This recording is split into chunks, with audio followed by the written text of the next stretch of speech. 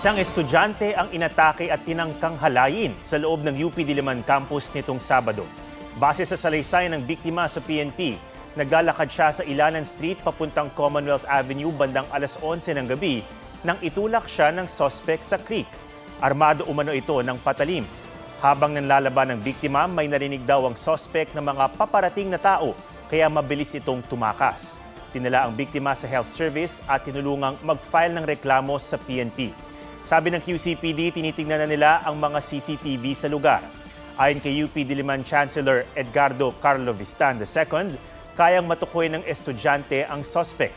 Hinigpitan daw ng UP ang seguridad sa lugar.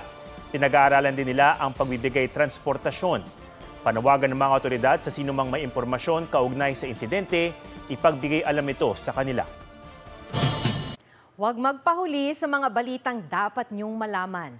Maaaring mapanood ang State of the Nation at iba pang newscasts sa youtube.com/GMAnews. I-click lang ang subscribe button. Sa mga kapuso naman abroad, maaari kaming masubaybayan sa GMA Pinoy TV at www.gmanews.tv.